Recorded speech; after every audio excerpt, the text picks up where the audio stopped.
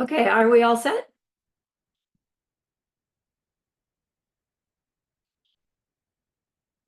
Me too.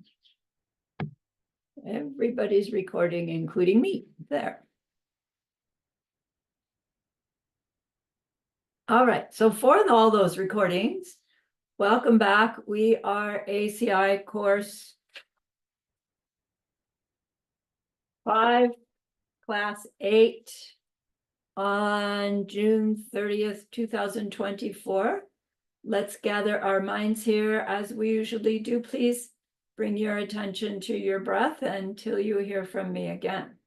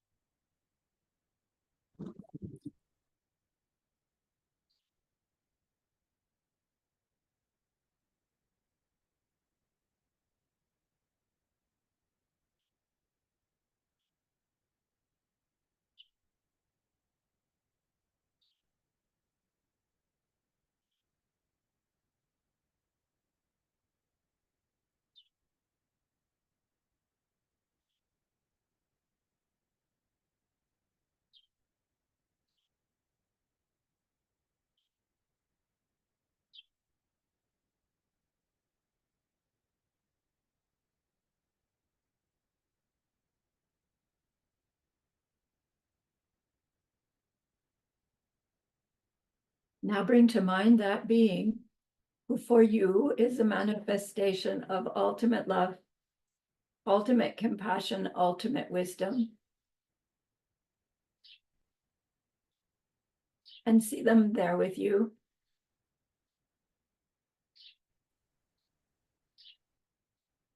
They are gazing at you with their unconditional love for you.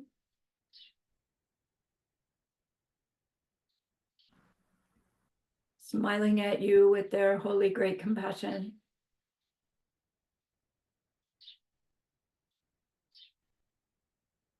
Their wisdom radiating from them. That beautiful golden glow encompassing you in its light.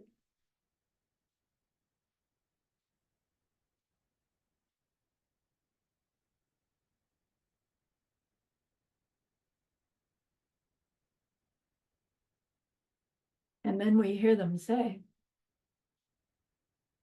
bring to mind someone you know who's hurting in some way.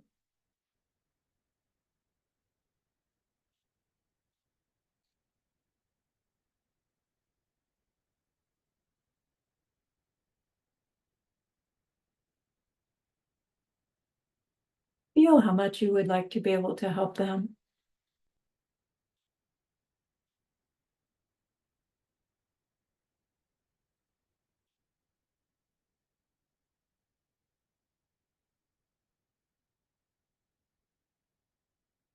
Recognize how the worldly ways we try fall short.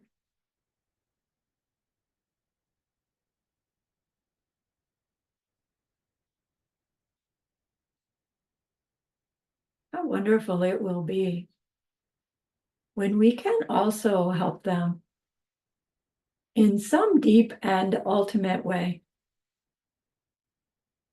a way through which they will go on to stop their distress forever.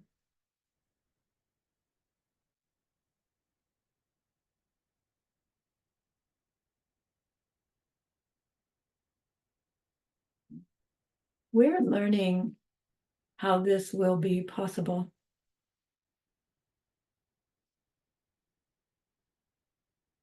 And so I invite you to grow that wish into a longing.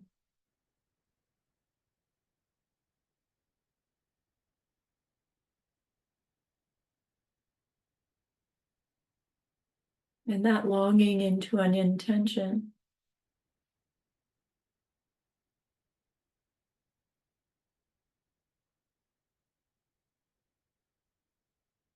And with that intention, turn your mind back to your precious holy guide.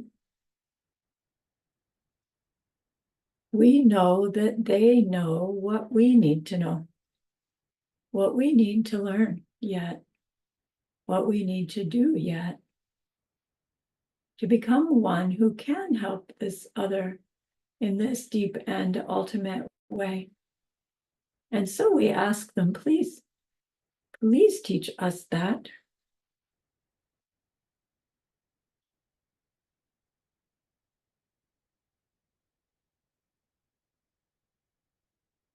And they are so happy that we've asked. Of course, they agree.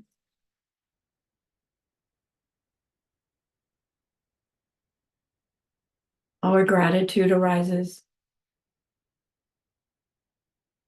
We want to offer them something exquisite.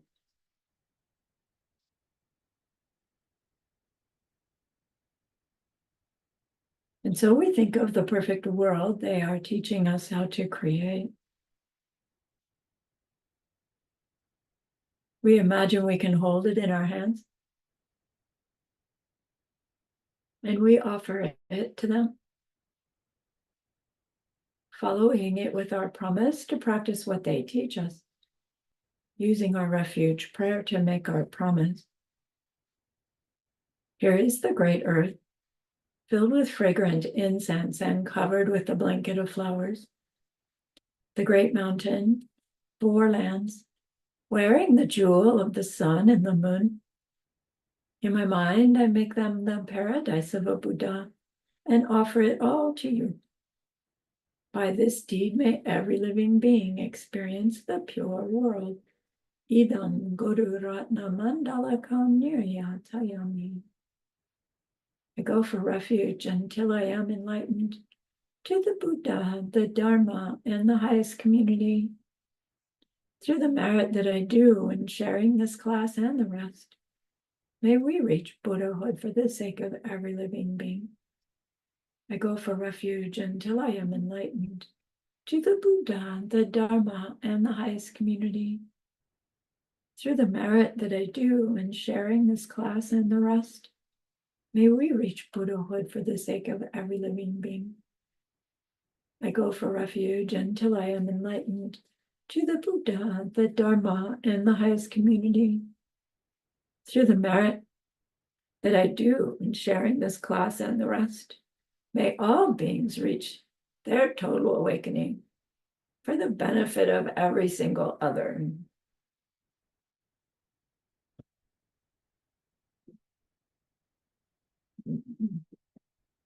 And again, listen to the source of all my good.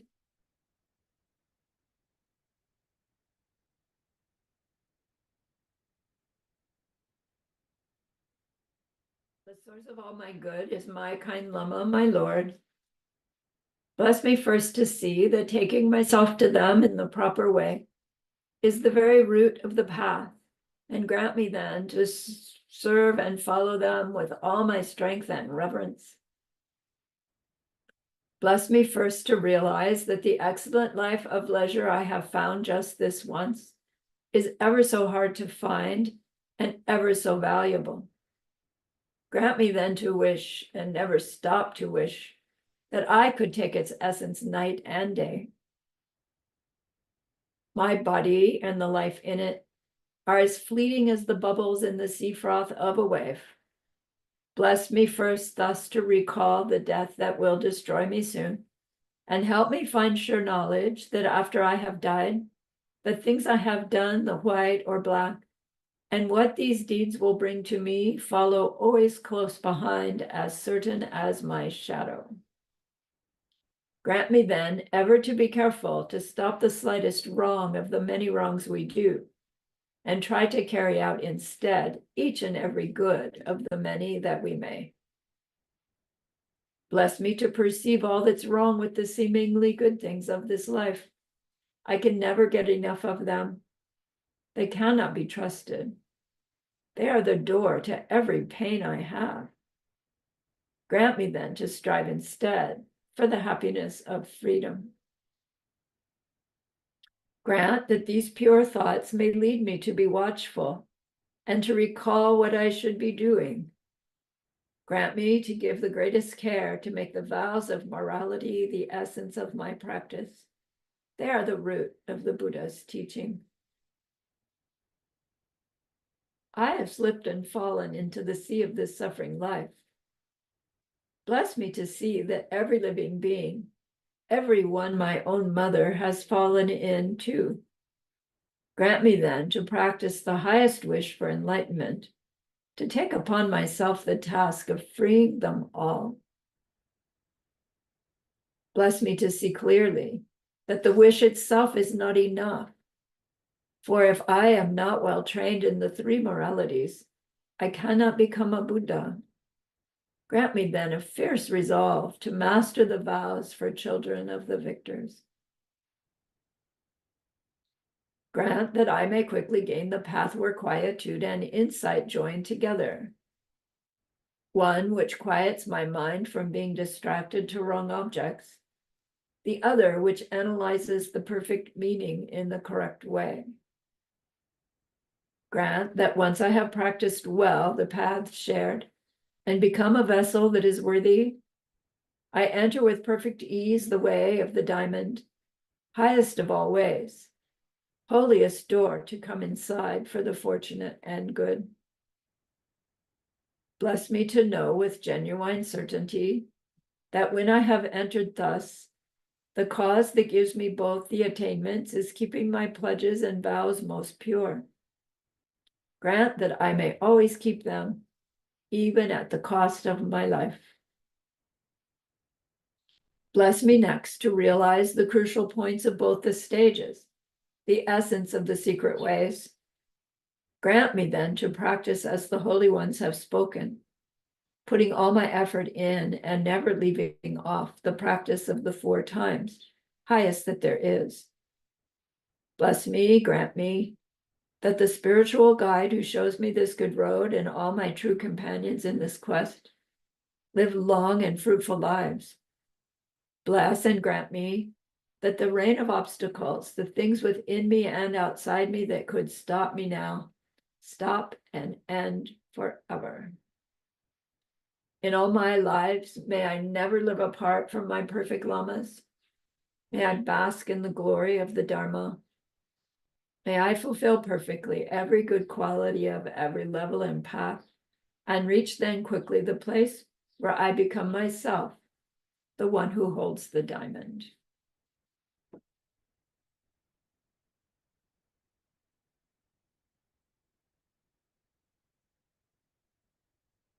All right. Now, last class, we learned the difference between what's meant by black karma, white karma, and black and white karma, meaning black deeds, white deeds, black and white deeds, not meaning gray. So we learned that black karma, what they mean by black karma, is a non-virtue, a deed of non-virtue done in the desire realm. They say its essence is black because it's collected, meaning the deed is done by a being who is suffering outright. Obvious suffering, suffering of change, pervasive suffering. They have an active suffering happening. They say with a black karma, its result is also black because its result will be unpleasant. So black means black essence, black result only is something that can be made in desire realm. White karma then would be a virtue done in the form realm. Its essence is white because the being does not have any outright suffering. Yes, they have pervasive suffering, but they don't have any active mental afflictions. Not that they are in nirvana, but they don't have this active suffering while they're doing the deed. that has something about what deed they do, of course. Its essence is white, and then its result will be white because the result is going to be pleasurable, because that's what it is to be a virtue deed. I don't know if white karma is actually done by any being in the form realm. It doesn't make sense with what they say happens to beings in the form realm, but if they did do a good deed, it would be a white one. Then black and white karma, we learned, are good deeds done in the desire realm. And why are they called black and white? Because their essence is black, because they're done by a being who has outright suffering. How do I know they have outright suffering? Because they're a being in the desire realm. We all have outright suffering. That's what it is to be projecting me in a desire realm. So even the best, kindest, most amazing things I do have black essence. But their result can be white. They can be white because their result can be pleasure. Now, technically, it's a pleasure that wears out. So that would start a debate. If a pleasure is going to wear out, is it really a white deed that brought a pleasure that wears out, right? And doing such a debate would actually lead us through from lower schools to higher schools. We're not going to do it. So then the other question on your quiz was about those factors that influence a given deed's results. And they're called the 4 parts of a path of action. And you were asked to give the 4 parts and an example using the first of the non-virtues, killing, as an example, as an explanation. So the 4 parts of a path of action is Shi Sampa Jorwa Tartuk, like the mantra, the basis, the thinking, the action, and the completion. So the basis, the Shi basis, is the object, the other, that you're going to do your deed towards. For the act of killing, your other needs to be a living being. So you will have a basis, which will be a living being. Second, influencing factors is your thinking about the situation, whatever it is. The level of your intention or not intention, or, I mean, there are a lot of factors in that thinking.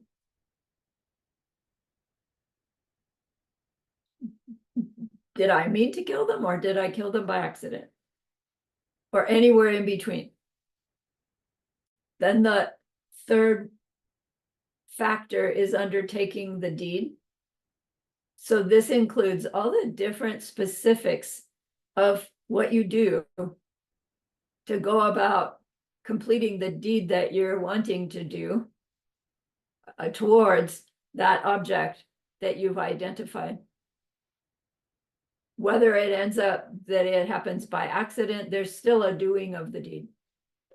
And then the last one is the completion of the deed.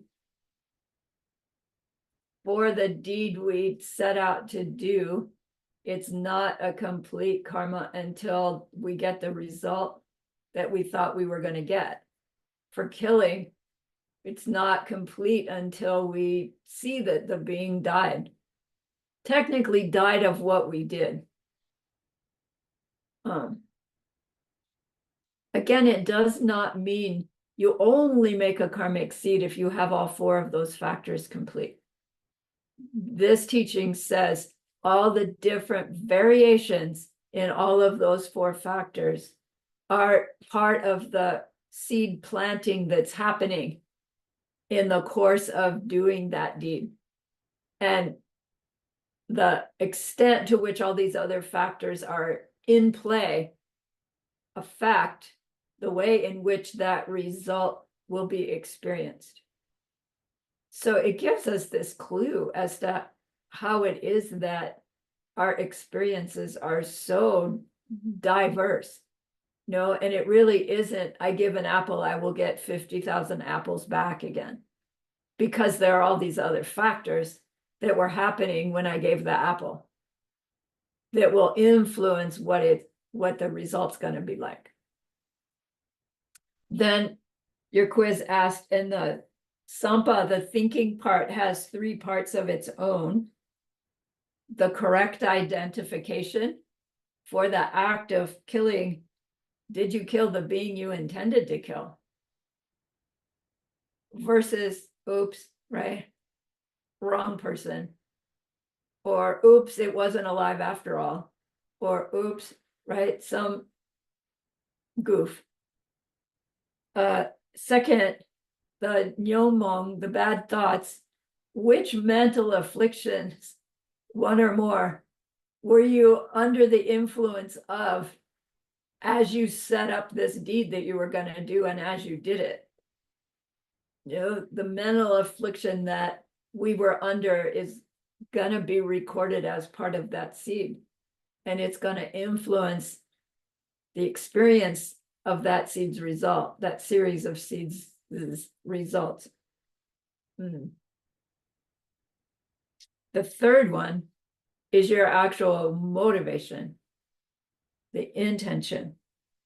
And a seed planted killing somebody that you were violently angry with and wanted to see them hurt and wanted to hurt everybody who knows them, and you set about to kill them and you do, is going to bring us a different result than if, you know, there's that white flies on my plant and I want them off my plant so that it doesn't hurt the plant, and I really don't want to hurt them, but every time I try to get them off my plant, 5 of them go free and 1 of them gets squished.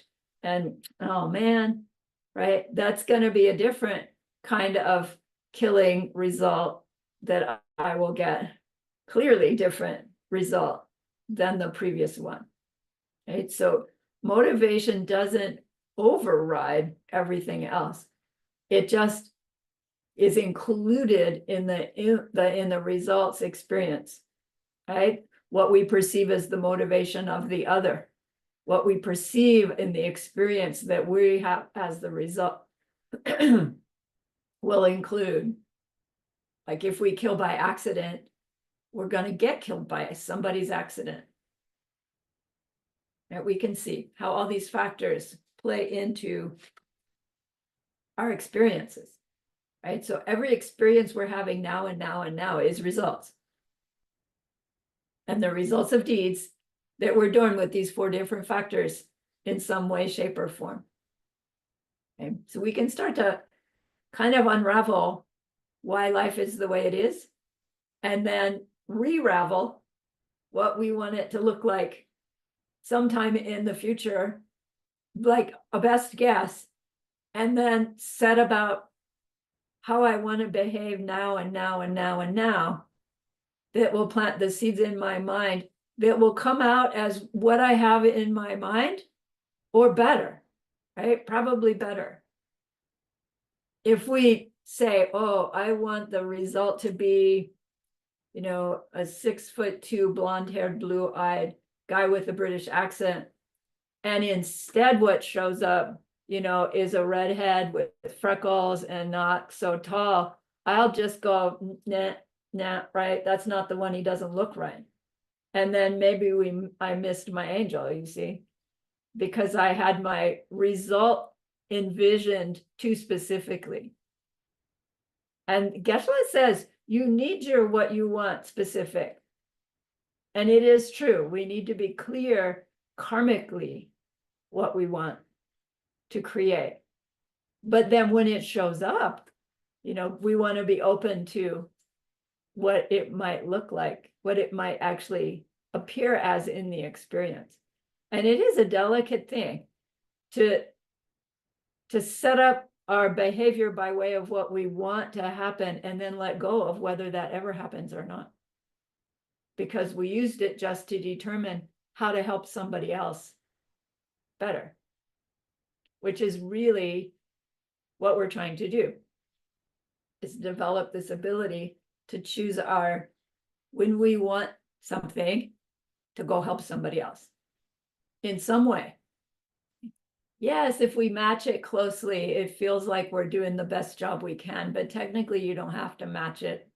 You just have to go help somebody. And even still, it's like, okay, I'm only helping them because I want something. And at the first steps, the baby steps, that our usual motivation is, I'm going to go do something for me because I want something. And that flat out doesn't work, but we're fooled into thinking it does. So the first baby step is to say, okay, I want that. I'll go help them because you said so. I'll try it on for size. And we find it's like son of a gun. It was fun trying to help them. It was more fun trying to help them than it was trying to get what I wanted in the first place. And that sets this pattern going to where we aren't so much wanting to help the other in order for me to get a new apartment, but rather I'm helping the other get a new apartment so that I can create my new home, which is going to be Buddha paradise for everybody, right? So, but we have to start somewhere. And the karmic seed planting by choice is where we start. All right, so tonight's class is again one of these classes where we're just getting more information to add to the mix, right? Another pile of jigsaw puzzle pieces we're going to get all in one place. And the subject matter in tonight's class is called the root of virtue, and how it can get cut so that we can avoid doing that. And then the second subject matter is called projecting karma, which we've talked about a little bit before. It's that karma that pops at the end of one life that directs the mind to the next life in that life's realm of being. So let's go to our vocabulary.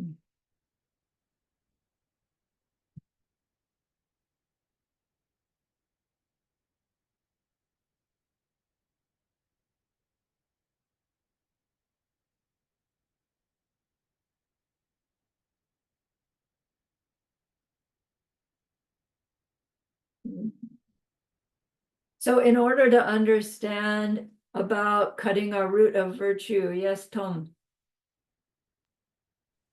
Sorry, I forget before you start this subject. How do we know, or is there karmas that we're gonna do now and they're only gonna ripen in the next life? Is there a way of knowing which ones? Oh. Yeah, which ones are going to ripen in next life versus any lifetime after that? I think that we don't know specifically, oh, this one I'm doing it right now and I'm going to make it ripen in my next life. I think we get to a place in our practice where you can make seeds in that way. But as a general rule, no, we don't know which ones, right? We don't know which will be the ones that ripen in this life, next life, or any life afterwards. We don't have that specificity yet. Oh, thank you. Okay. Okay, so there are these two phrases, Sunam ki sok and Yeshe ki sok.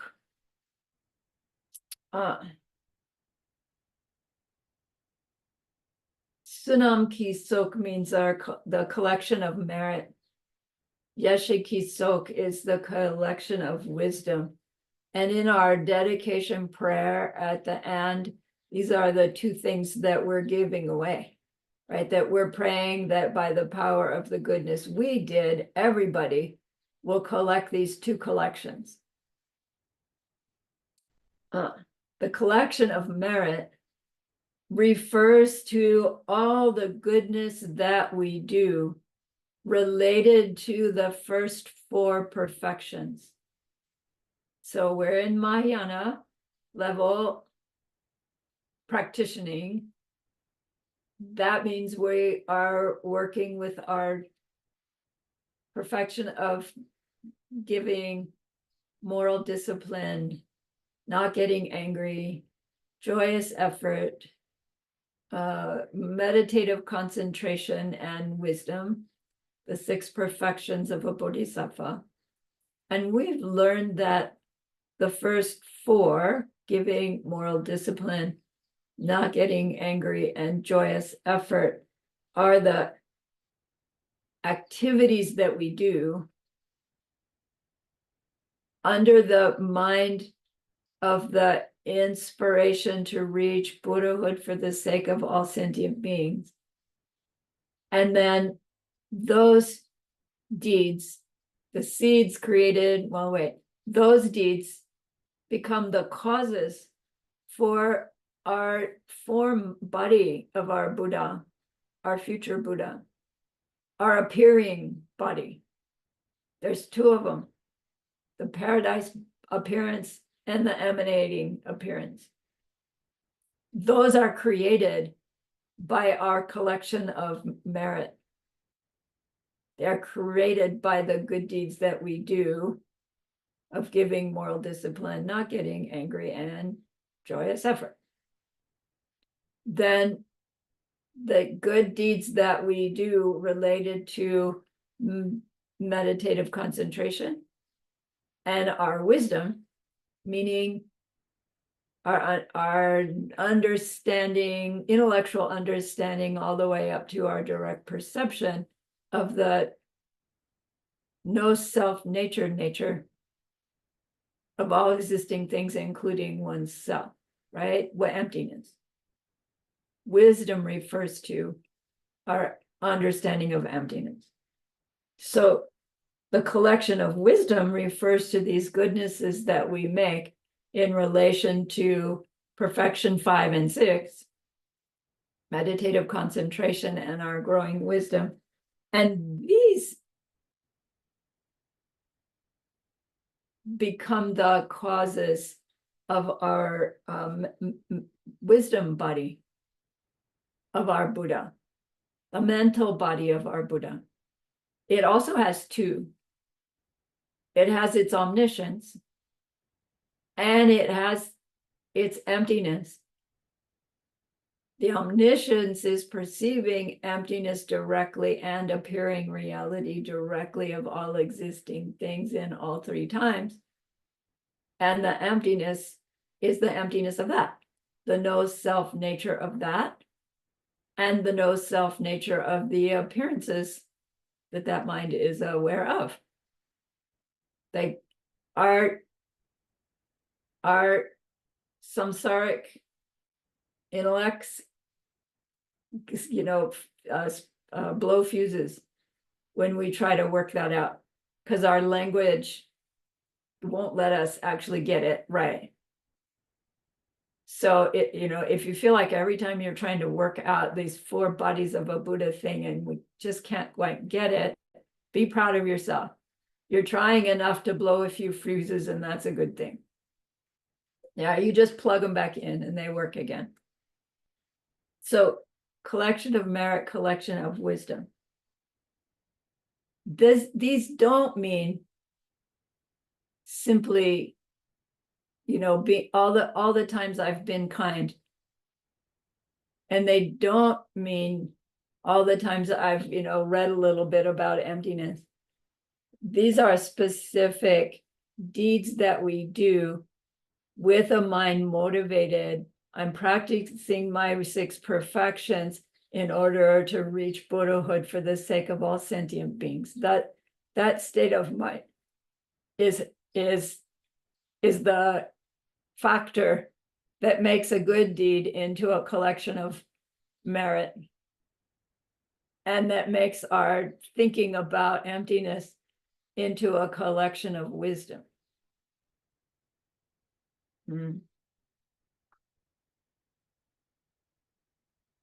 It took Buddha Shakyamuni 3 times 10 to the 60th countless eons, which is number of years beyond count, in order to complete the 2 collections. Once that being had got their bodhicitta, well, I'm going to become a Buddha for the sake of all beings. Then it started, right? The clock started ticking. We'll learn how long a countless eon is in some future course.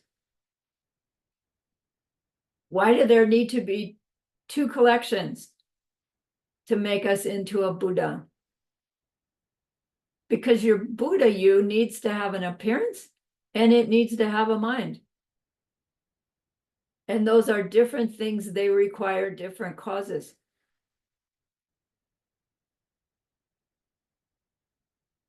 The collection of merit makes our Rupakaya, our form body.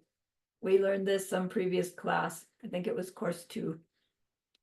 And the collection of wisdom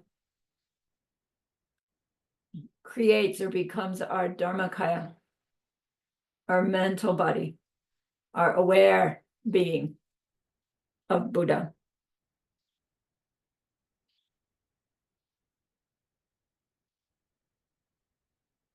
So these 6 perfections then are the activities that create the goodness that will create what we look like as a Buddha and what we think like as a Buddha. And it takes a big accumulation of both of them to create this paradise body and emanations being and omniscient mind. Well, the emptiness of it is there already, but as a the emptiness of the mind is there already, but the emptiness of our Buddhahood is not there until we reach it. So it takes a lot of accumulation. Once we start doing our good deeds of the first 4 perfections under this mind that wants to reach Buddhahood for the sake of all sentient beings, we are collecting a collection of merit. And that collection is growing. And until it brings about its result, we are in danger of damaging it. So this collection of merit and collection of wisdom, not so much, but collection of merit, it's called our root of virtue. So some people use the term root of virtue to just mean your accumulation of all the kindnesses that you've ever done. And that is true, right? We all have kindnesses that we've done. The seeds are in there. They create all the goodness that we experience even as it wears out. But for it to be called the root of virtue, what they're talking about is collection of merit, right? Good deeds done related to the first 4 perfections under the influence of a mind that wants to reach total Buddhahood for the sake of all beings. So those seeds are especially precious, aren't they? Because they are different than just any old kindness. So Getsa means this root of virtue. And Chupa means to cut it. It is possible to have this growing bank account of root of virtue and still do something, heaven forbid, but do something that cuts it. And the scripture apparently says, like, cuts, obliterates that root of virtue. And the reason we're talking about such a nasty subject is that we want to know how to avoid doing that. If we've managed to have any collection of merit, we want to protect it, right? Like the most precious tiny baby. So we want to know what would break it, what would cut it. You know, what would I have to be like in order to cut it? And then if I do cut it, am I just lost, or, you know, what could happen? So again, be clear, to cut a root of virtue does not mean you've cut all the kindnesses you've ever done. Right? It doesn't mean that if you do the deed that cuts your root of virtue, all of a sudden it's like no nice thing will ever happen to you again. It's not that. It's we're cutting those growing accumulation of seeds that would have taken us to Buddhahood. We're starting over, needing to start over. You know, which is probably more, anyway.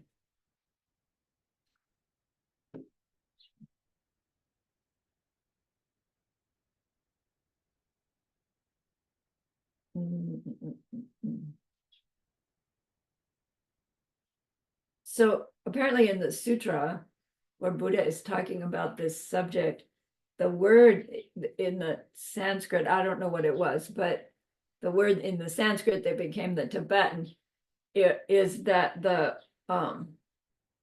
root of virtue is obliterated, which sounds in English like, you know, it's just completely destroyed, gone, done. But we're going to see by the end of class that what's getting obliterated is really our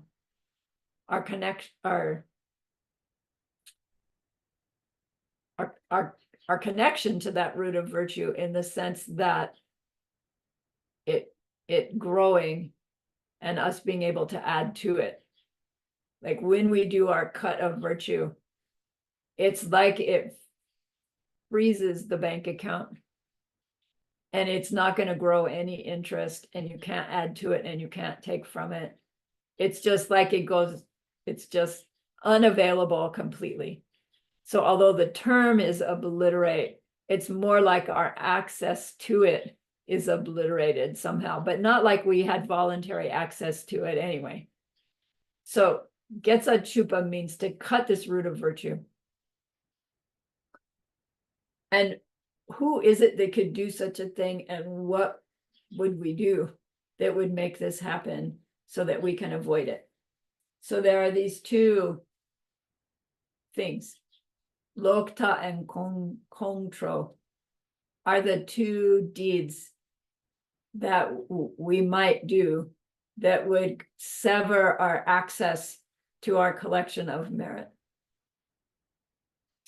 This information comes from Abhidharma.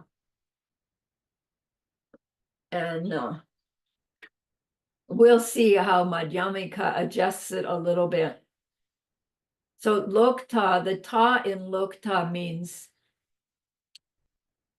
view. And Lok means diametrically opposed.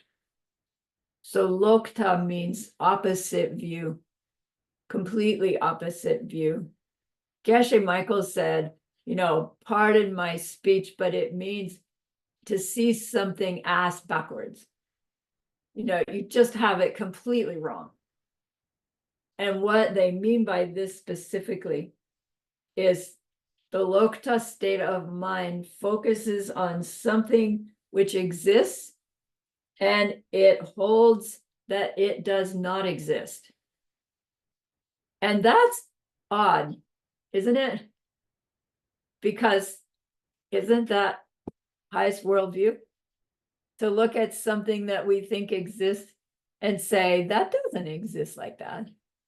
But then highest worldview off the cliff of wrong view is, well, then it doesn't exist like that at all. And that would be wrong view, but not diametrically opposed. So it's just, it's one of those things, if you think about it a little bit, it's like, wait a minute, what? So here Lokta is diametrically opposed in the sense of two very specific viewpoints. For Lokta to be the thing that cuts our root of virtue. One of those is that we would be focusing on our understanding of karma and doing this analysis and coming to a very clear conclusion: karma cannot exist. Right? It's coming to the wrong conclusion that we had previously come to the right conclusion. Right? We believed in karma. For this to be a cut your root of virtue, we had believed in karma.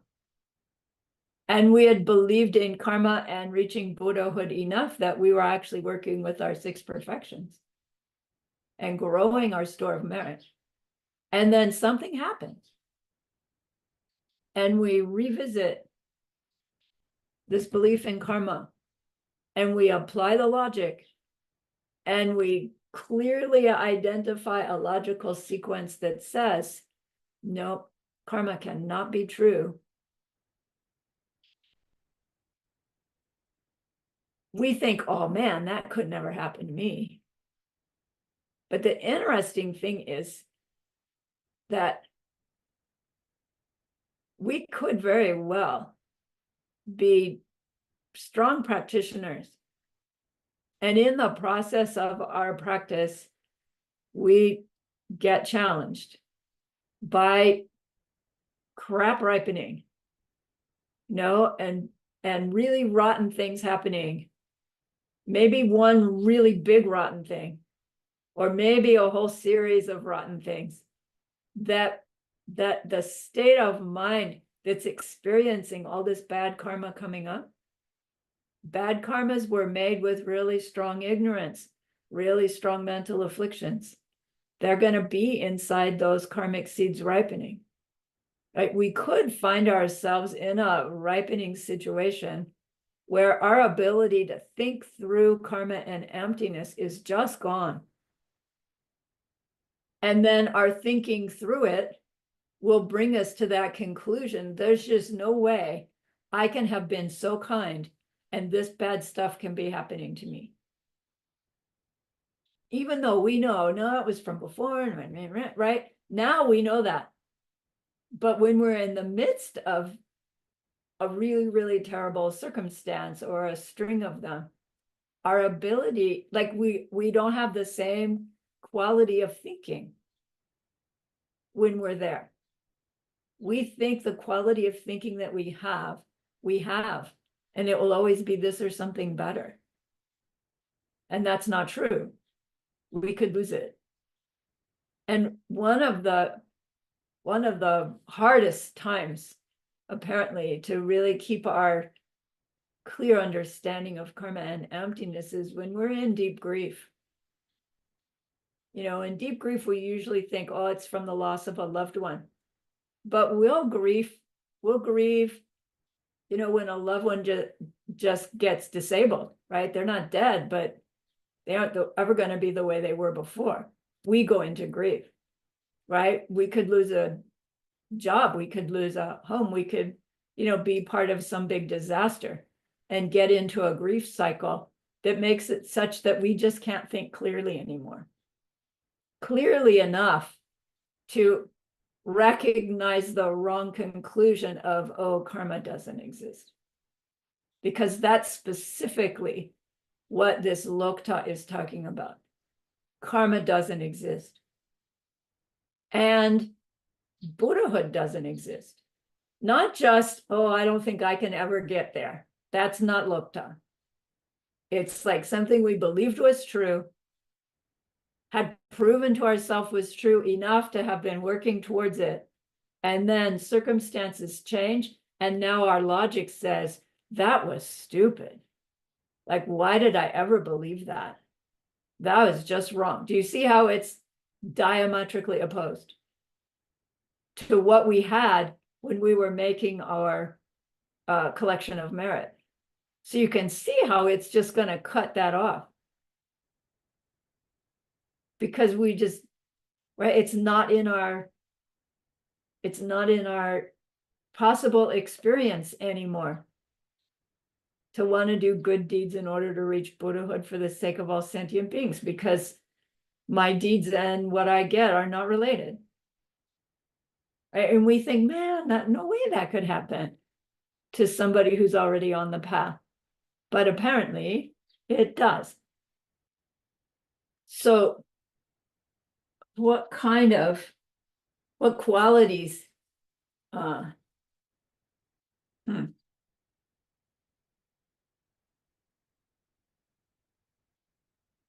where is it?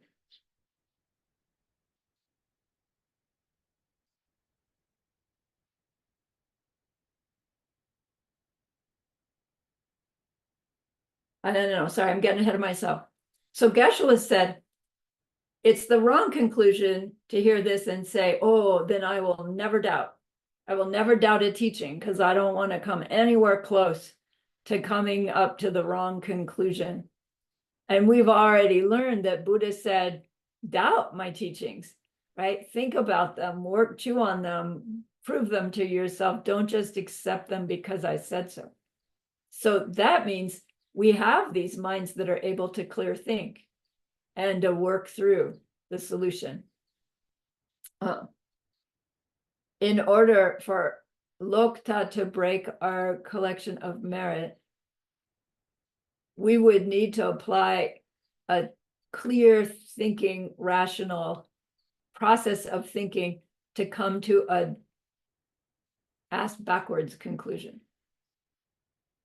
So we're not just talking about when I'm in deep grief and I can't think and I reject emptiness. It's like, because of this grief, my seeds are ripening, me not able to believe anymore.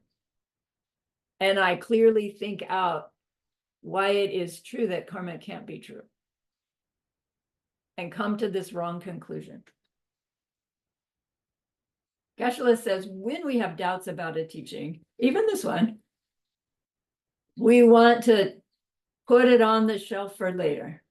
Well, this one I just can't quite understand. I don't seem to have enough information to work it out myself. I don't have access to the scriptures, so I'm not going to flat out reject it, although I want to. I'm going to put it on the shelf and wait until more information comes, and I'll come back to it later. The reason he says to do that is because we don't want the seeds to flat out reject anything. Because flat out rejecting anything seeds have the potential to ripen into us flat out rejecting something that we've learned before, or that we hear new about something we've learned before. So I don't know, it is kind of a thing that we do. We hear something and then go, nah, right? And then maybe listen to it and revisit it. It seems to be a human habit to reject first and then revisit.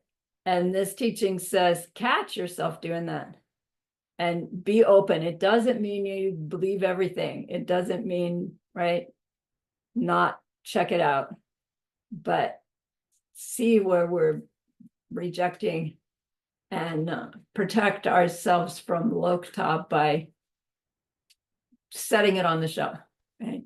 Yeah, maybe, right? Somebody, you're in a conversation with somebody and they say something and it's like, you want to go, rant.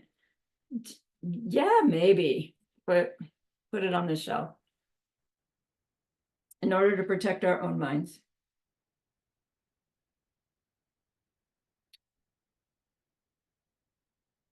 Somewhere here's a list about who can do that. No, it'll come. The second thing that we might do that could cut our root of virtue, meaning our collection of merit, is this kontro. Kontro means anger.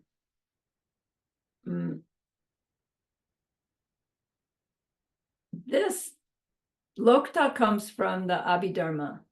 Abhidharma's explanation of cutting the root of virtue happens by way of lokta. Madhyamaka says, yeah, that'll do it. But so well this kontro, anger. But not just any old anger, thank goodness.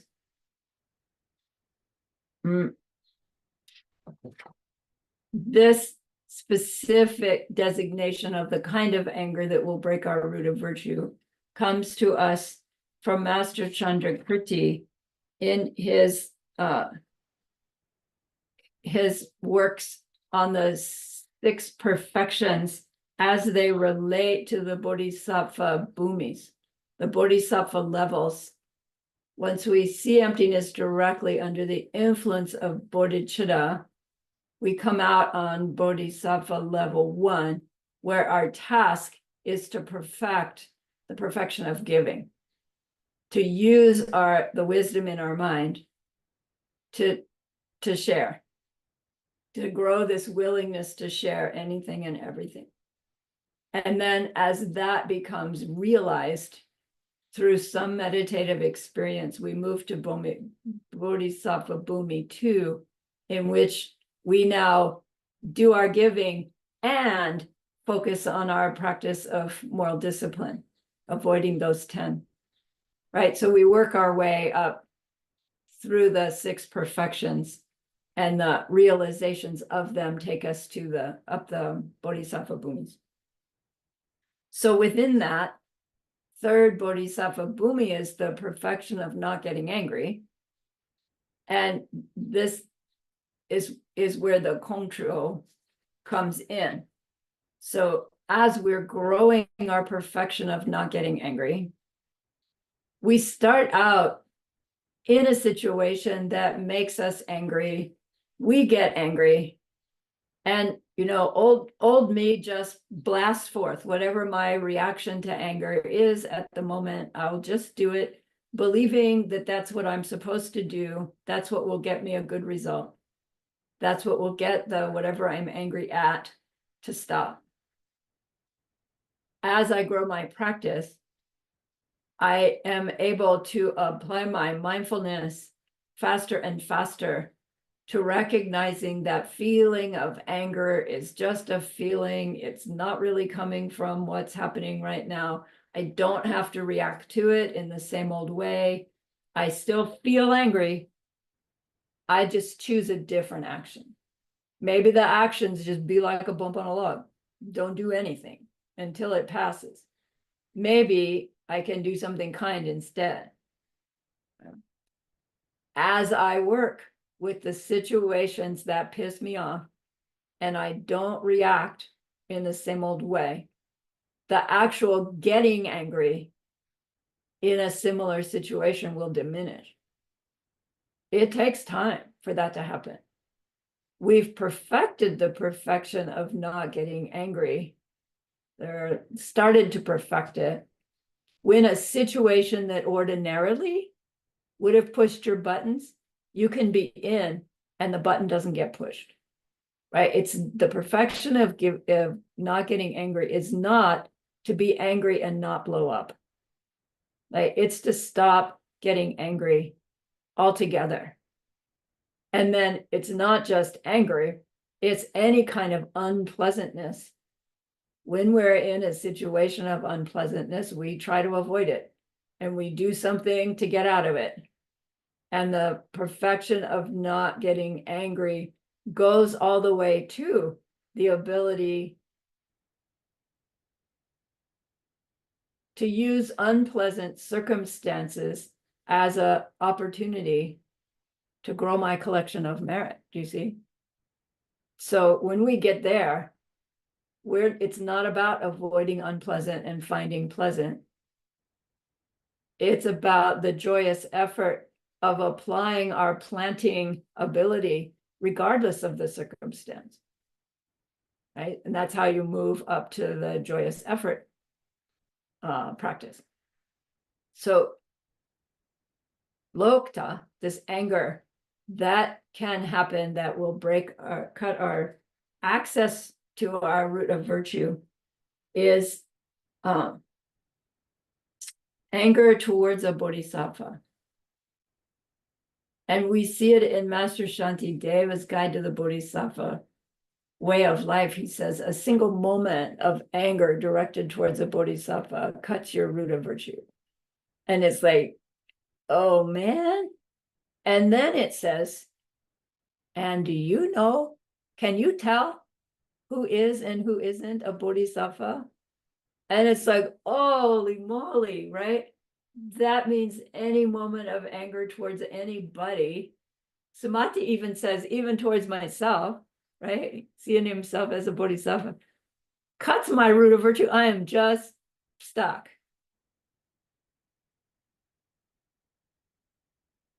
But then in the fine print of the scriptures, it says technically the anger that cuts our root of virtue is a bodhisattva having anger towards another bodhisattva. And now we can see how powerfully awful that would be, because the bodhisattva would have to be like in a way out of control state of situation that's overridden their bodhisattvahood state of mind, such that they could have and sustain anger towards another one that they knew as a bodhisattva. So in a sense, it's like, oh, phew, right? So my anger won't be the kind of anger that will break my root of virtue. But on the other hand, we do know how dangerous moments of anger can be. You know, one big blow up at a really close friend, and that your relationship with that friend is forever damaged. It doesn't matter how much you apologize, right? There's just a little bit of mistrust there. Is she going to blow up at me again? Yeah, from our own side too, when somebody gets angry. So to say, oh, it's just one bodhisattva to another, and I'm not even a bodhisattva yet, so I don't have anything to worry about. It's like, don't go there.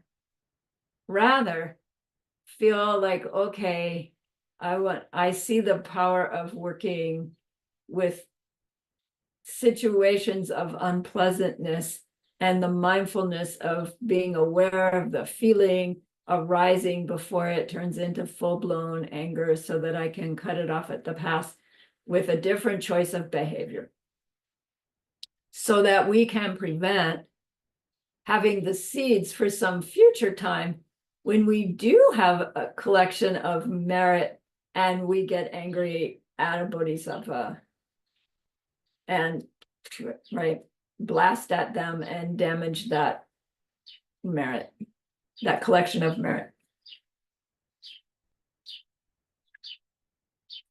Okay. So Abhidharma says there is a profile of a person who's likely to get lokta, this wrong view. They must be a human, male or female, meaning other realm beings cannot actually sustain a philosophical thought to come to a wrong conclusion. They technically can't sustain the thought to come to the right conclusion, although maybe they had it. Well, no, because they're such suffering beings. They're either suffering too much or they're too pleasured out. Only humans are in the position where some can have this ability to think it through clearly. The scripture says a human who is a eunuch can't get lokta because they also cannot think clearly through to sustain a conclusion, right or wrong. I don't know. eunuch means that their sexual hormone maker has been removed. And it would be different if you had those removed before you reached puberty or after you reached puberty. And I'm not sure which ones they're talking about here, but according to scripture, if we don't have adequate sexual hormones, we can't think clearly enough to come to a clear wrong conclusion, right? On the shelf. But fortunately, in our society, we don't make eunuchs out of people intentionally. So hopefully you aren't one of those.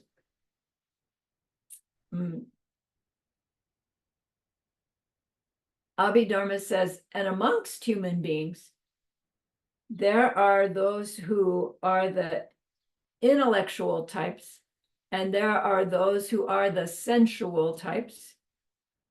And those who are of the sensual types, their actions and reactions are based on how things feel, right? Pleasure, displeasure, avoid, get, right? They're not driven by logic so much as by, right, action, reaction. And technically, those kind of people also will act from heartfelt, not clearly calculated, figuring out that karma doesn't work. So it's one thing to, out of this heartfelt feeling, karma can't be. That's not strong enough to be looked on. It means a human who's got the intellectual capacity to first learn and show karma is true, Buddhahood is true. And then something happens and they do a similar process and come to the opposite conclusion. That's what can cut. So, in a sense, that's us, right? We're studying ACI, right? We are the intellectual types. It's like built for that. And so again, when we get in situations where our emotions are taking over, which is when we're in the position of terrible grief, terrible, right, survival mode, we're not thinking things through, we're acting and reacting, right? From our animal brain, it's designed to protect us. It is not designed to figure out whether karma is true or not, which is how we can see anyway. Okay, so this intellectual conclusion that karma is not true and Buddhahood is not true needs to be sustained, a sustained rejection for it to break our lokta. So, or for it to break our store of goodness, for it to be the getsa chupa, which is funny. It's like, well, at what point does the cut actually happen? Is it at the first moment of, oh no, karma's not right? Or is it 10 days later? Or 2 weeks later? Or 6 months later? And the vagueness of this actually is what allows us to see that cutting our root of virtue, although it sounds really permanent, it is not permanent. That we can, in fact, reactivate the bank account and get access to it again. How might that happen? That if we've cut our root of virtue, I went right through our break time, didn't I? That's why I have all these stairs. Let's stop and take a break. Sorry, 10 minutes over. Okay, I'm pausing the recording.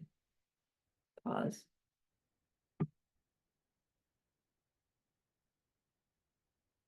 Pause.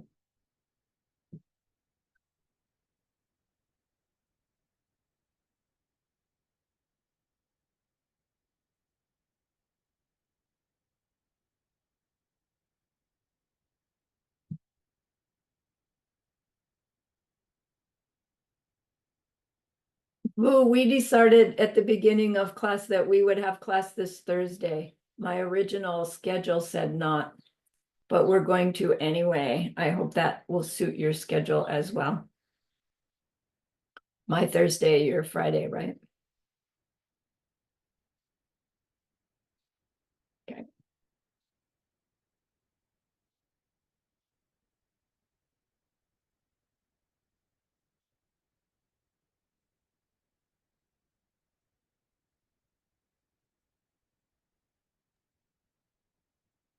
Dear Sarani, I Yes. have a question.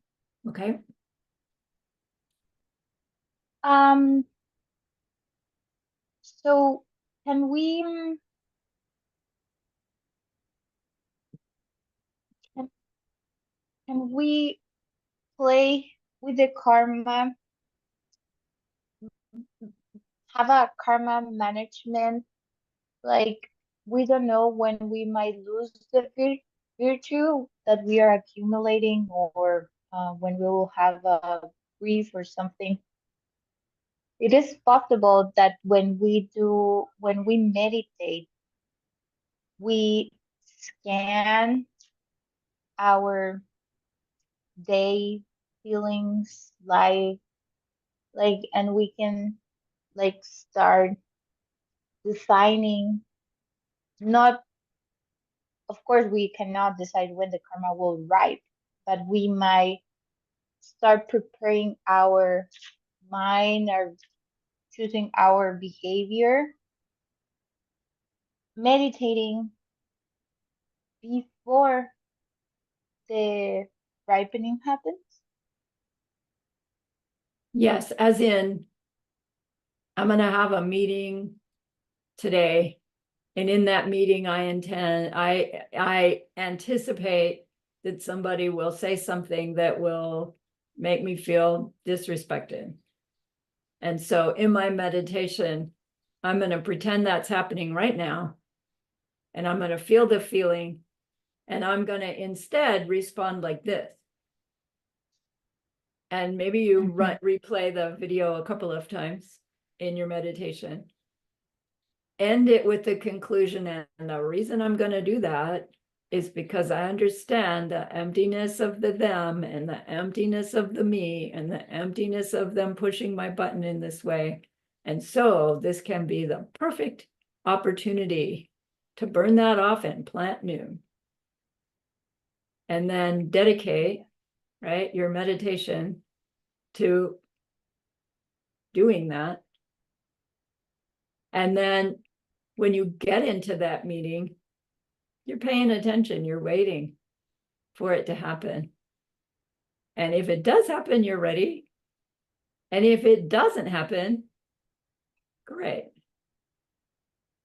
It's like it's like modifying the death meditation to any kind of behavior or possibility of karma ripening, but not going crazy, just like reviewing your your your day, like preparing your mental state to just Yes.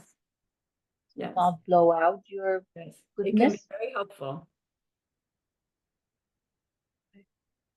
When it doesn't work, right? You get in this situation, the button gets pushed and blah, right? The tendency is going to be, oh, this doesn't work. I'm a bad meditator, etc. And just like, yeah, no, okay. It just takes time, right? For these seeds to build up. Okay.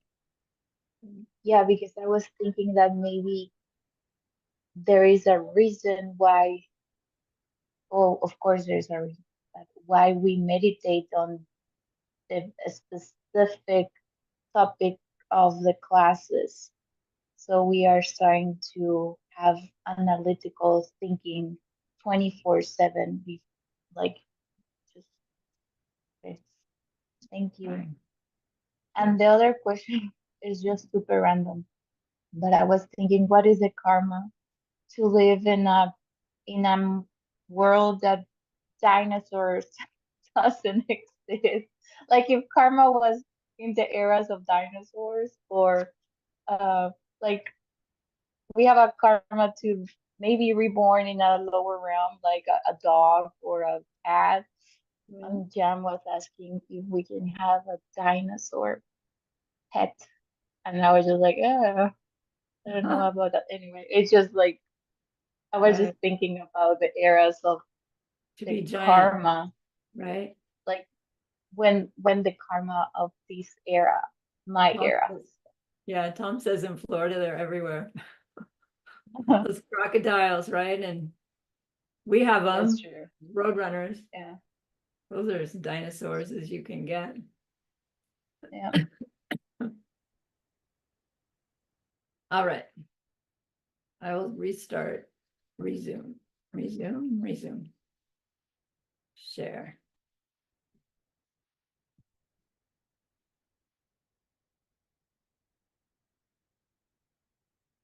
Okay.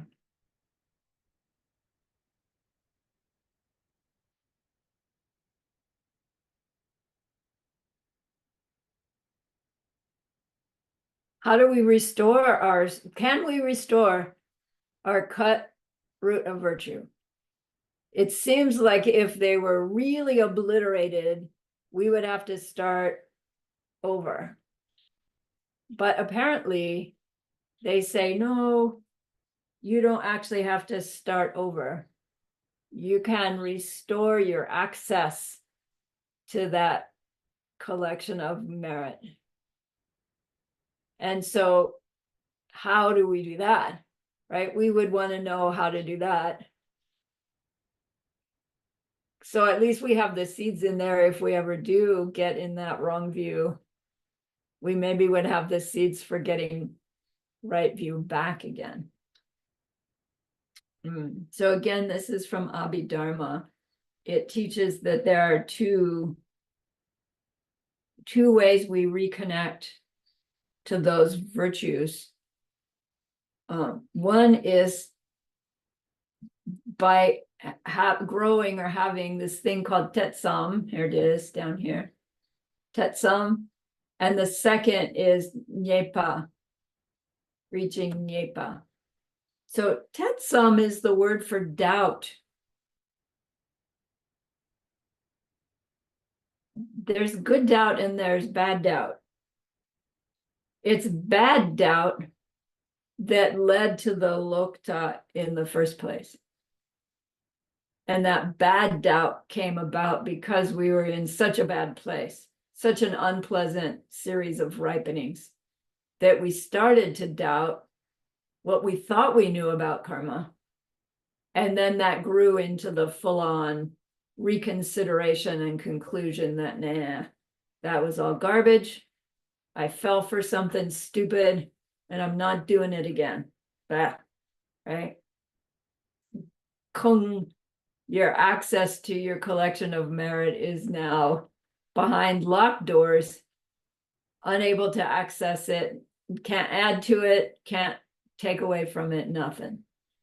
Until some state of mind arises where, wait a minute, maybe that conclusion wasn't so right. That's Tetsam about my Lokta. Do you see? Lokta came to the wrong conclusion. Tetsam is, well, maybe I was wrong about that.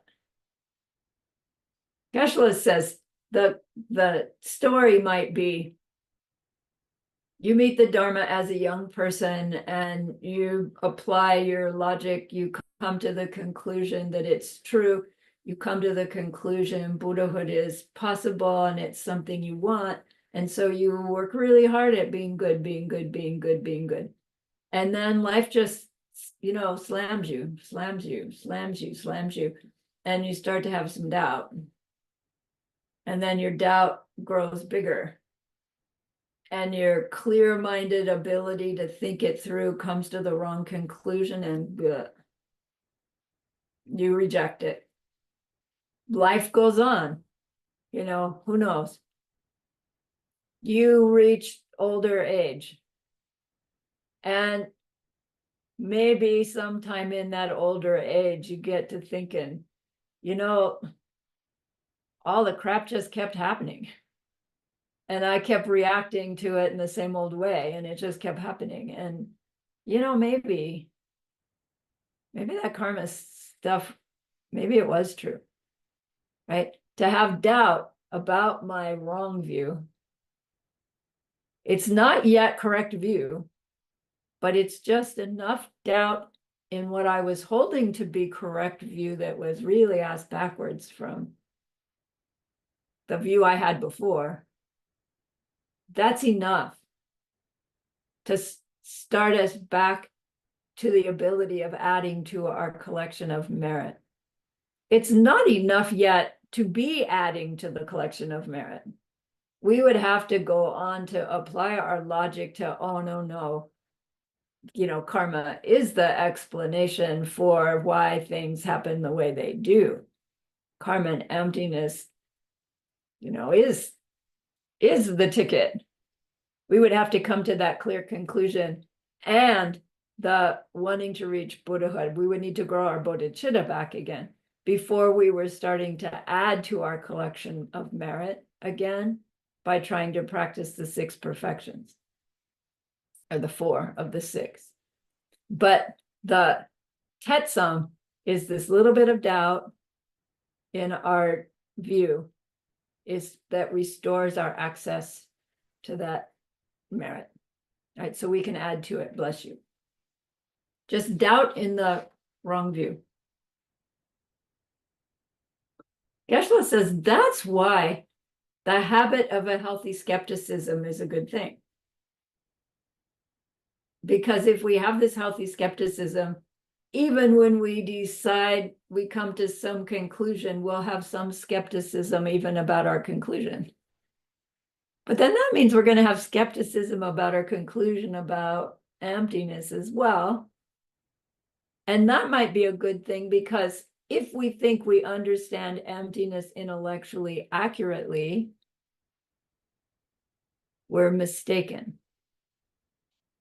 Our intellectual understanding of emptiness is not accurate to what the direct perception will show us. So maybe a healthy skepticism about my knowledge about emptiness is a good thing, but not about karma and emptiness as an explanation for why we experience things in the way that we do. I hope that came across. So secondly, nyepa is to positively identify something. It's the term for certainty. Certainty. So tetsum is simply doubt. Doubt in my lukta. Maybe I was wrong about that. Gives us, we can start adding to our merit again. Nyepa is certainty that our wrong view was wrong, that our view was wrong. We come to some clear certainty that, oh my gosh, all those years I quit believing in karma and Buddhahood. Oh man, big mistake. I know it for certain now. Yeah. Restores our access to our collection of merit and would put us back to maybe where we were before, even in terms of our bodhicitta.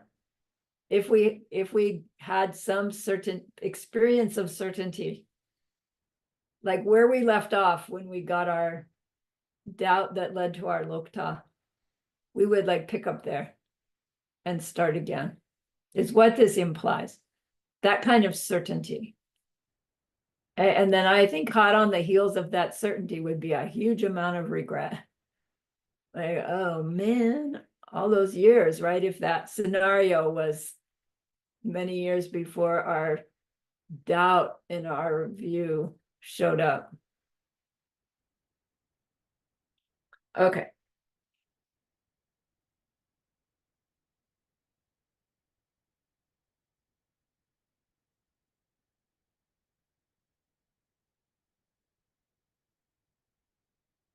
All right, that's what we need to know about cutting our root of virtue so we don't do it. Please don't do it. If you're getting close, call me. So now, second subject, right? That subject's done, that little pile of puzzle pieces, or let's build another pile. Penjekile and Zokjekile. Is this topic called the projecting karma? Penje means to project something, but as in like throwing a dart, right? You're playing darts, the dartboard's on the wall. It really is that idea. Like you're throwing something at the target. Penje. Penjekile means the karma that throws something. So here it's the specific term to the karma that throws us into the next rebirth. And we've heard a little bit, I think, about through the ordinary death process, there'll be that final moment of the end of this life, and then there'll be a moment that comes after that where the mind is still moving, not your personality you, not your intellect you, but the awareness. There'll be a last moment of this life and a first moment of what comes next, which is called Bardo, the in-between. And in that instant, one karmic seed pops, just like 65 are going off. We're talking about the one seed in that one moment at the end of this life that throws us into the next moment. That's called the projecting karma. Penjekile.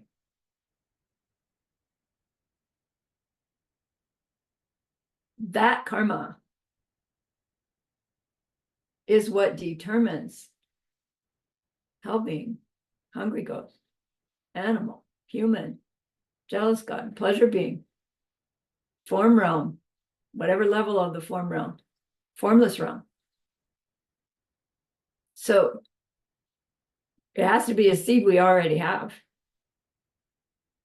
And by the time we get to that place, we aren't in any way able to decide which seed's going to go. Geshe-la calls it's like a lottery system. You know, in the old days, the lottery system was this jar full of ping pong balls that had different numbers, and the blower is blowing, so they're popping all around inside, and there's a little hole in the top, and that blows all the balls, and all of a sudden one pops up, and that's the winner. So it's similar in that way. And the factor that would direct which ball comes out the hole would really be based on how many similar ping pong balls are in there. So if you've got 1,000 ping pong balls and 999 of them are seeds from a mind of stinginess, the likelihood of popping a seed of stinginess that would push us into a hungry ghost realm is a whole lot higher than that one ball that was patience. Right? I'm being absurd because it's not like that at all. We have many of all of them. But in the lifetime that's ending, whatever habits we had was making more seeds than behaviors that we did that were unusual or rare or occasional. And so the things that have more seeds are more likely to be one that ripens at the moment of death. Highest school says, look what's on your mind at the moment of death is what is the seed that's going to project us. But we're not talking about an intellectually aware what's on my mind at the moment of death. We're way beyond that. And so what would be on the mind at the moment of death would be the things that were habitually on the mind during life. So, if you've got this mind that's constantly, I want, there's going to be a I want seed very likely going off at the end of death. And so regardless, it's the seed that ripens at that moment that is this panjekile that colors what our next life's going to be. But it's only one seed, says Abhidharma. And it's like one seed goes off and is done. How come we don't just disappear?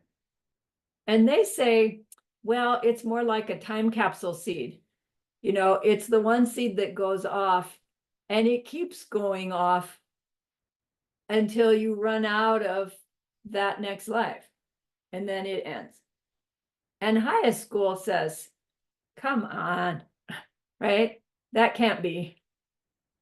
But one seed does direct us, but that one seed is not likely some random event. It's got zillions of similar seeds those are the ones that are going off after that carry us through that entire lifetime. Similar seeds, similar hell realm being seeds going off that keeps us as a hell realm being. When they stop going off, our hell realm life ends. Just like when this lifetime seeds stop going off, this lifetime ends. So there is one seed that sends it, but then all the rest of these are called the dzogchekile, which are the filling in the details seeds. So your one seed sends you to hungry ghost realm, and then all these others make you into the hungry ghost with the experience that you're having. The scriptures say the Panjekile is like the master painter, and he sketches the outline and says, green here, blue there, etc. But then it's all the apprentices that come in and they paint the picture. The apprentices are the dzogchekile.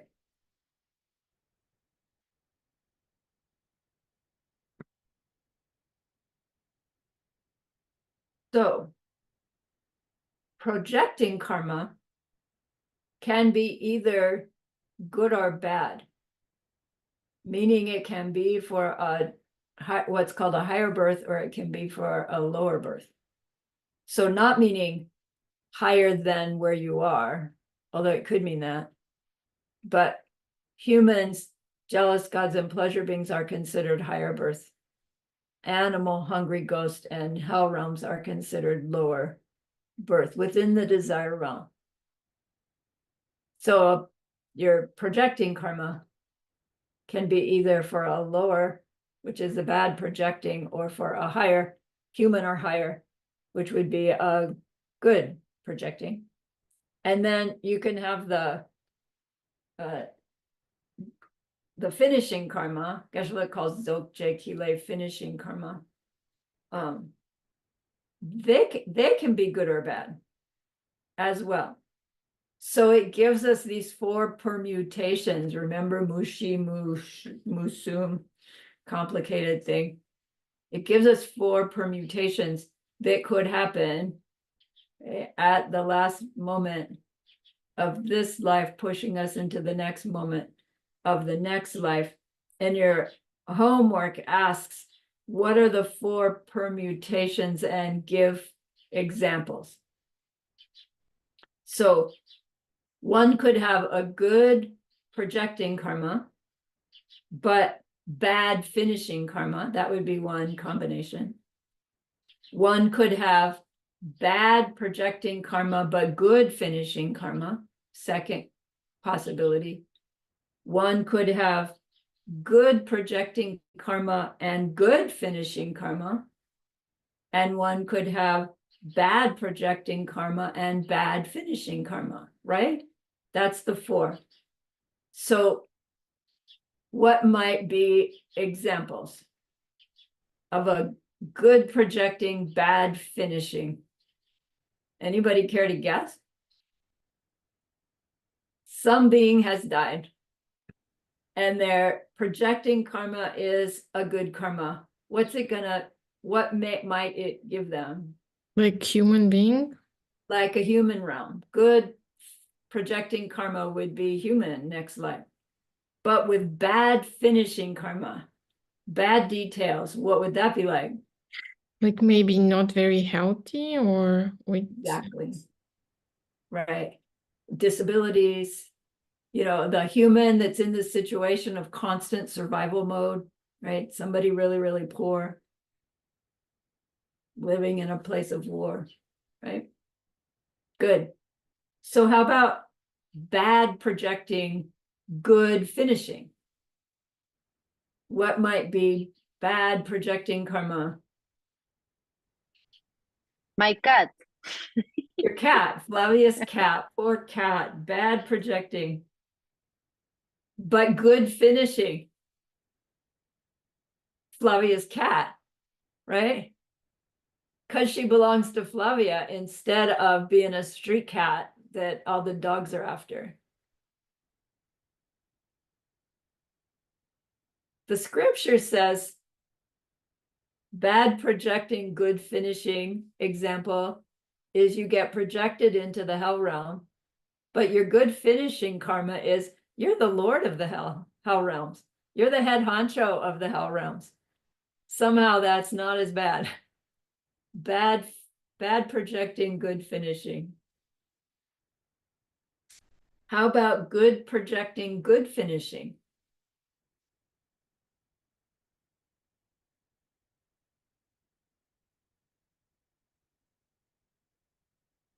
Human in the Dharma, right? Human who reaches their enlightenment in that lifetime. That'd be good.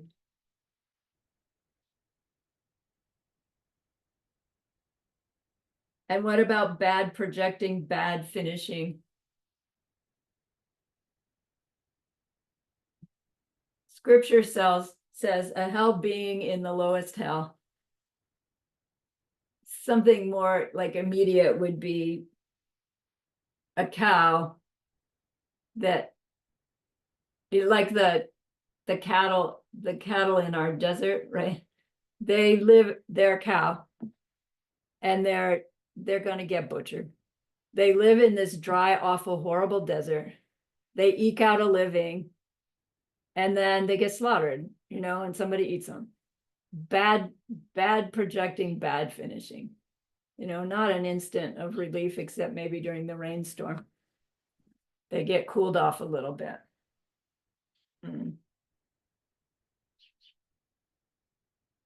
So we all have seeds for all of this.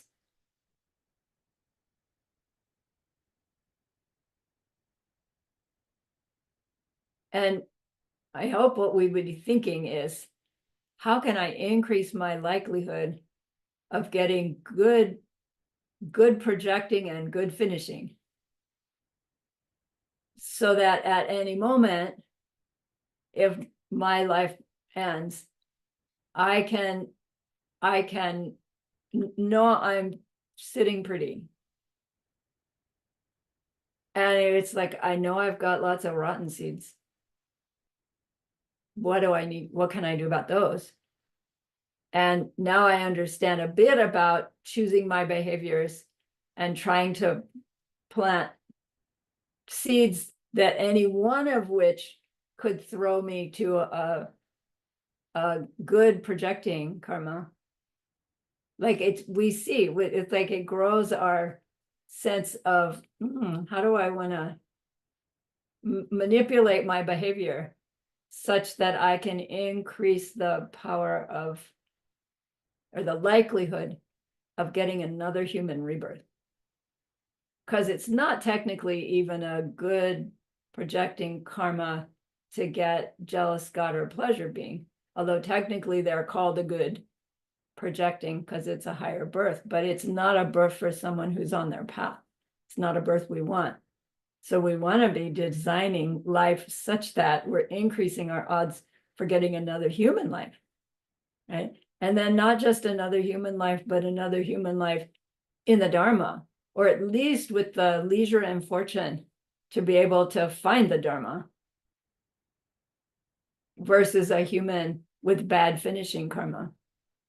We can set about to increase the likelihood, right, of that happening by cleaning out the negative seeds that we already have, cleaning out negative seeds that we put in day by day, adding to the goodness seeds that we already have, putting in new goodness seeds to the best of our ability.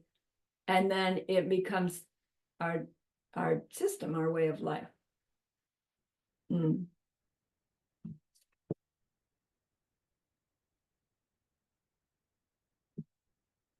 There's something else I was going to say about that.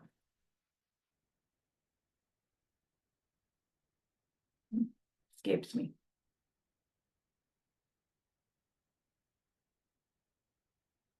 So that completes our class 8. Oh, again, I've got a few extra minutes, so I'm happy to take questions, or I'm also happy to say we can finish class early and I will keep those minutes for later. There's another class where I'm I using have a them. question. Yes. You said that if we feel that we are about to start doubting or lose uh, the purpose, uh, we should call you. If we will become in many, many years, probably future lives, teachers, if someone called us, how we can guide them to not go to that extreme, or if we are seeing someone that is starting to see that to go through that path, how we can help them, even if it's not directly our karma. If we are seeing someone going to that route, we have a karma there. Yeah. To be honest with you, I don't know. But what would happen, right, in my experience, what would happen is that I would have that person be describing to me their situation, and I would be listening for not so much the words they're saying, but what they're meaning. Listening to the words they choose to give me clues about the deeper issue than the surface story that they're telling me. And I would try to like guide their thinking to recognizing this deeper issue that's happening, so that they could take this surface pain and go a little bit underneath. And my experience has been that when someone who's in such a state of agitation gets deeply heard, it calms everything down. And so I would anticipate that if the surface situation is making this doubt happening and they're going around in the circle, if I can get them to spill it and go a little bit deeper, it would be able to mellow the surface out and bring them back to, oh, yes, right, their correct view again. If it's someone who never had the insight into karma and emptiness, I think it would still work to bring them into a different state of mind.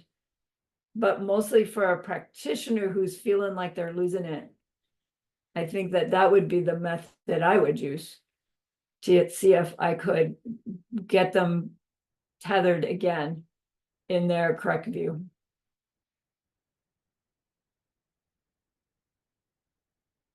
Yeah, Thank you.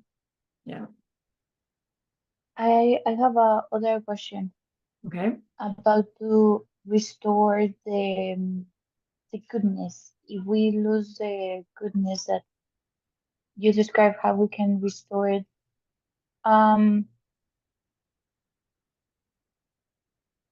We restore the goodness that we have in this life, or the goodness that we have accumulated in all our past lives.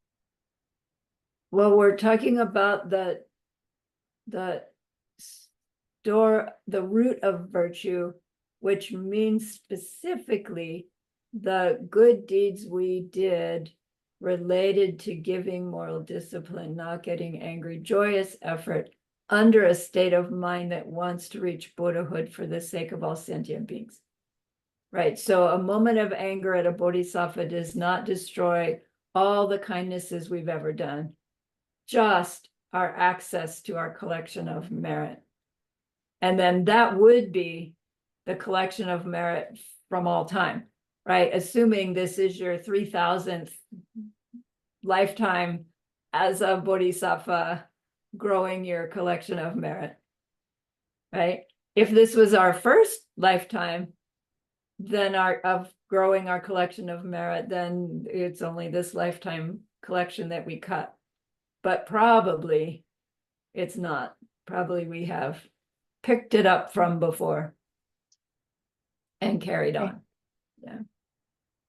So actually it just pops into my mind. It would be a rejoiceable then to say, you know, I must have already had some amount of collection of merit that when I heard about a bodhisattva ideal, my heart jumped, you know, I wanted to be a part of it. That those have to be seeds from some previous life. So I must have not cut my root of virtue ever before, or at least if I did, I got it back. Yay! Right? Yay! I must have been a bodhisattva before, at least a baby one. Yay! Right? Truly. It sounds so silly, but right, our habit is to, yeah, I believe in past and future lives, but deep down, you know, this is the one I've got to deal with. And it's almost over. Come on, right? I'm in my 3rd trimester here. And right, I have that tendency. And then I don't have this relationship with my being that has been since forever and will go on forever. I mean, not so much, a little bit I do, but expand that in order to be here studying these things in this way. You've had many lifetimes in the Dharma. Now that means we didn't quite get all the way in that lifetime. Okay, don't beat yourself up for that one. Rejoice in the fact that we were there and all the kindnesses we've done as a result that are contributing to what we have now. And so we want to perpetuate them. And so we want to share them. Okay. Nice. Anything else? While we're at it. Okay. So remember that person we wanted to be able to help? We've learned more that we will use sooner or later to help them stop their suffering forever. And that's an extraordinary goodness. So please be happy with yourself.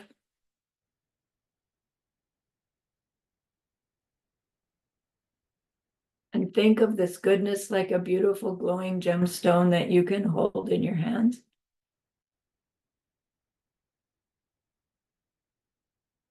Recall your own precious holy guide. See how happy they are with you.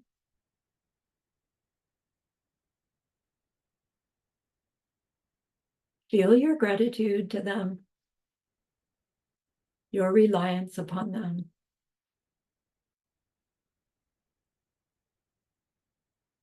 Ask them to please stay close,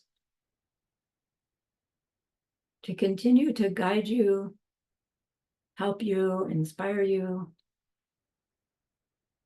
even to carry you on the hard days. And then offer them this gemstone of goodness. See them accept it and bless it. And they carry it with them right back into your heart. See them there, feel them there. Their love, their compassion, their wisdom. It feels so good, we want to keep it forever. And so we know to share it. By the power of the goodness that we've just done, may all beings complete the collection of merit and wisdom, and thus gain the two ultimate bodies that merit and wisdom make. So use those 3 long exhales to share this goodness with that one person.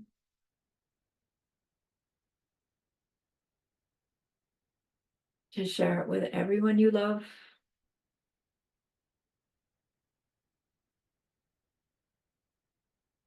To share it with every existing being everywhere. See them all filled with wisdom, filled with loving kindness, shining it forth to everyone in their world. And may it be so.